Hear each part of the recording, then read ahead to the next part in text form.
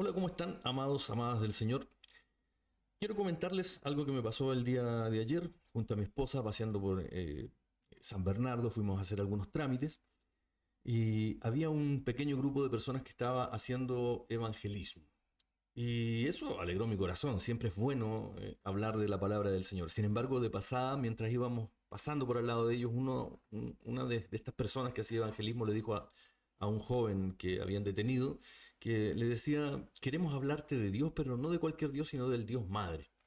Y esto encendió todas mis antenas, mis alertas, y no quiero dejar pasar la oportunidad de hablar de manera escueta, probablemente muy breve, pero muy importante señalar sobre esta doctrina, sobre esta herejía, sobre esta cuestión que se está diseminando hace no muchos años, sino muchos siglos y muchos milenios. No es una herejía nueva, no es una cuestión de este tiempo, sino que es una cuestión que tiene mucho tiempo, data de muchos milenios hacia atrás. Es una teología, una doctrina que se ha difundido en este tiempo principalmente por medio de la Iglesia de Dios Sociedad Misionera Mundial. Es una organización coreana, surgida en Corea del Sur, y promueve que la idea, además de Dios Padre, existe una manifestación femenina de la divinidad, conocida como Dios Madre, quien actualmente es revelada como una mujer viva, a la que identifican como Jerusalén Madre. Y es evidente que esta doctrina no tiene sustento bíblico, que no tiene un análisis exegético o hermenéutico serio, que va en contra de cualquier doctrina radicalmente bíblica, escritural, y por lo tanto perfectamente se puede catalogar como una herejía que busca desviar a los creyentes de la sana interpretación de las escrituras. Este fundamento de la doctrina del Dios Madre es una teología que se basa en una interpretación bien particular y extra bíblica de ciertos pasajes que mencionan a Jerusalén o a la Jerusalén celestial. Conceptos como la creación del hombre y la mujer a imagen de Dios. Sin embargo, la interpretación que hacen estos promotores de esta teología es completamente alejada del contexto bíblico e histórico. A continuación, algunas citas utilizadas por este tipo de teólogos. Génesis 1, 26, 27 dice: hagamos al hombre a nuestra imagen, conforme a nuestra semejanza, varón y hembra los creó.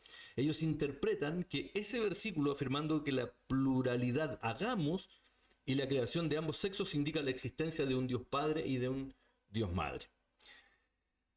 Apocalipsis 21, versículo 9 al 10 dice: ven acá y te mostraré la novia, la esposa del Cordero, la Jerusalén que descendía del cielo. Y según ellos, esta esposa del Cordero es la Dios Madre que actualmente está presente en la tierra bajo una forma humana.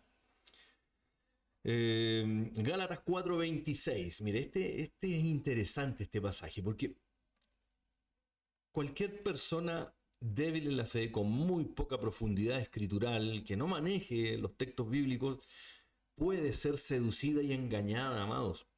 Gálatas 4:26 dice: mas la Jerusalén de arriba, la cual es madre de todos nosotros, es libre.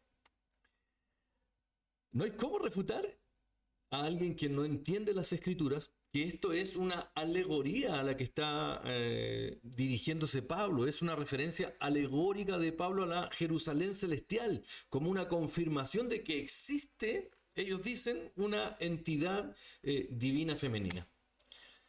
Bueno, es una desviación de la teología bíblica, de la teología histórica.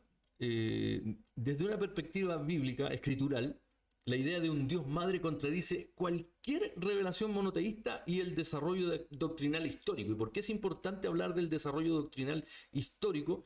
Porque si bien es cierto la escritura es una sola, pero a lo largo de la historia, los padres de la iglesia, los distintos líderes que el Señor fue levantando, hombres de Dios que el Señor levantó para propagar su palabra, tuvieron que converger en puntos, ponerse de acuerdo. De ahí salieron los distintos concilios.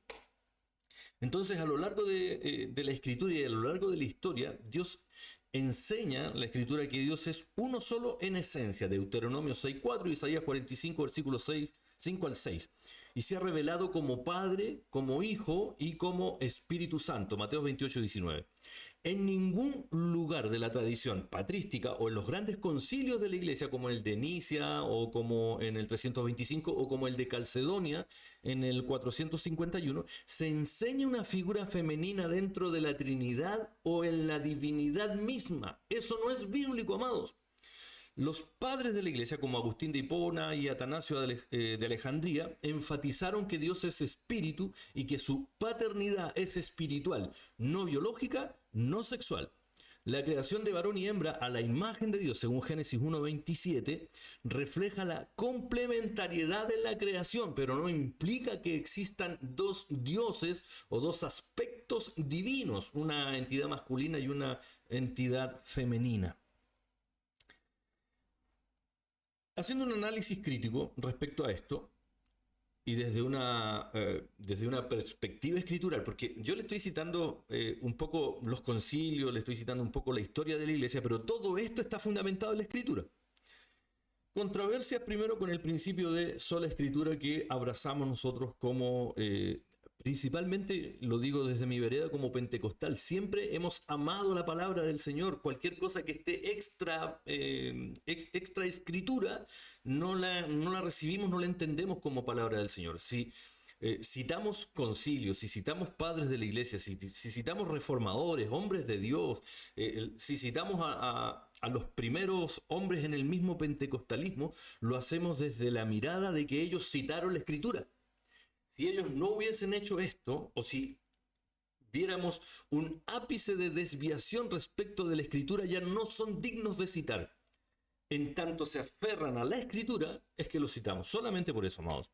Entonces, esto contraviene el principio de sola escritura, ya que añade conceptos doctrinales que no están presentes en las escrituras y distorsionan pasajes bíblicos con una hermenéutica forzada. O sea, tienen que manipular la hermenéutica, los principios hermenéuticos para poder dar con este tipo de interpretaciones. Rompe con la doctrina de la Trinidad. La Trinidad enseña que Dios es un solo ser en tres personas, Padre, Hijo y Espíritu Santo. No hay espacio para una cuarta persona ni para una entidad femenina dentro de la naturaleza divina. Promueve una forma de idolatría al venerar a una persona humana como si fuera una manifestación divina. Esto es incompatible con el mandamiento de no adorar a nadie más que al único Dios verdadero. Yo no sé si usted puede decir amén a eso. Éxodo 23. Niega la suficiencia de Cristo al presentar una figura femenina adicional que juega un papel crucial en la salvación. Esta doctrina minimiza la obra redentora completa de Cristo, quien es el único mediador entre Dios y los hombres. Estos personajes postulan de que esta diosa madre es también intercesora y partícipe de la salvación que se nos es dada. Tamaña herejía, amados hermanos.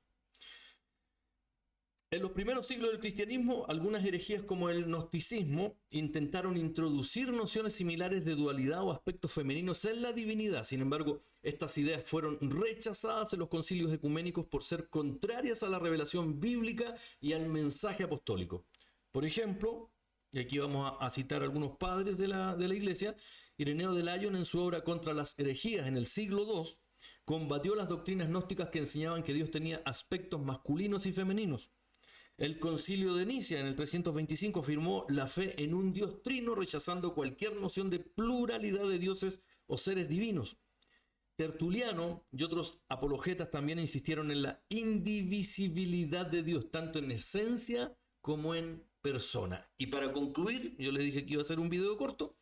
La teología del Dios Madre es una secta que, si bien es cierto, es moderna, tiene raíces muy antiguas, sin fundamentos en la tradición cristiana, ni en la Biblia, ni en los concilios de la iglesia. Su enseñanza es incompatible con la doctrina escritural, ya que introduce elementos extrabíblicos y rompe con el monoteísmo trinitario.